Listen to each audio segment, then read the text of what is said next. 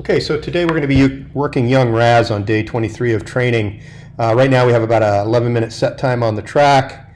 We're still working on good productive source, and we've been slowly but surely adding equipment to Raz's regimen. So first was the harness, then was a short lead hanging off of it, then a little bit longer one. We went to 15.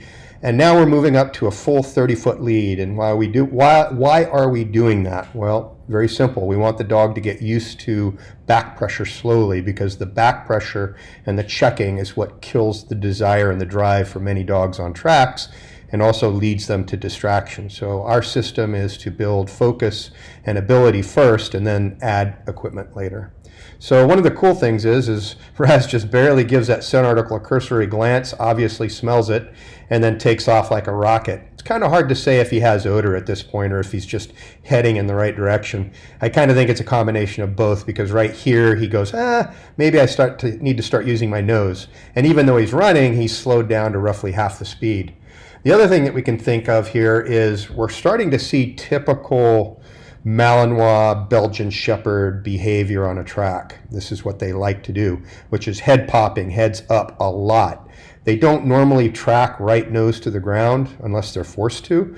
They have a tendency to keep their noses at about shoulder level, panning to the left and right, and also going up high from time to time to look. This looking is super important because it's been bred into the dogs over many, many years to be visually driven by things. And so it's just kind of part of the breeds.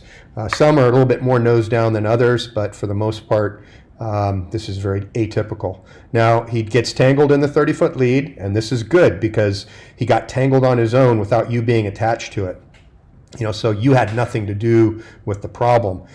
It just happened to be the circumstances, and that's what we want him to learn. We never want him to think that because you fall or have a problem or you pull back too hard, he's supposed to stop looking for the person he's hunting for.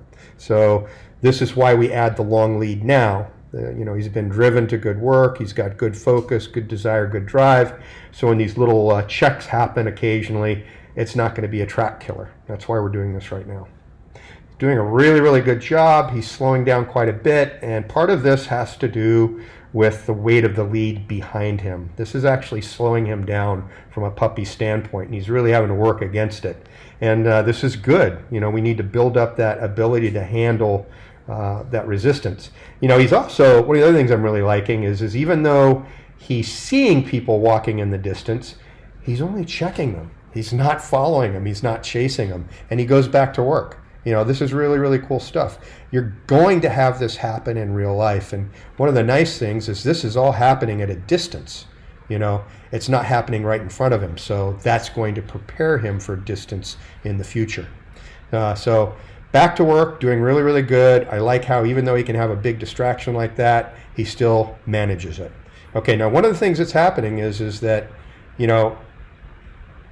you're bringing him back down here because I think that you think that the track is where he's supposed to be.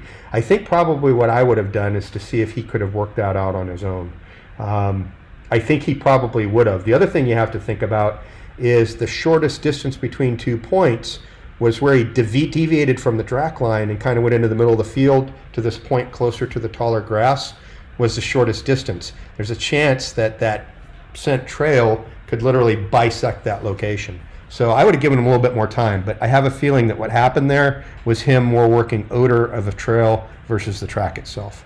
But still, really good work. I love the fact that even though he had problems with those animals in the past, he got that massive line check by getting stuck in the tree, still not losing focus and still following a really nice track. And so when we're talking about a young pup that's less than 16 weeks old, the distance of what we've got going here and the complexity of it is pretty extreme. There's a lot of traditional tracking dogs that couldn't complete something like this. So the simple fact that you're taking in his age and experience, it's pretty cool stuff watching what just happened. And look, you're having to jog to keep up. It's not easy at this point. So this is also an example of how dogs can effectively track at a run. They can do this. They can track running. They don't have to go slow. Our job is to slow them down later from a tactical perspective and off their safety standpoint.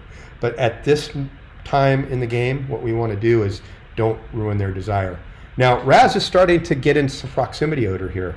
You can tell by his behavior, head up, nose panning, and look at that tail wagging. He knows he's close.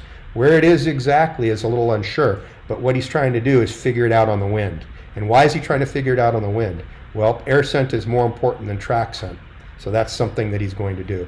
Now here we have another distraction coming off to the right, and though he knows it's there, look at this. This young pup is continuing to work even though you have that massive distraction.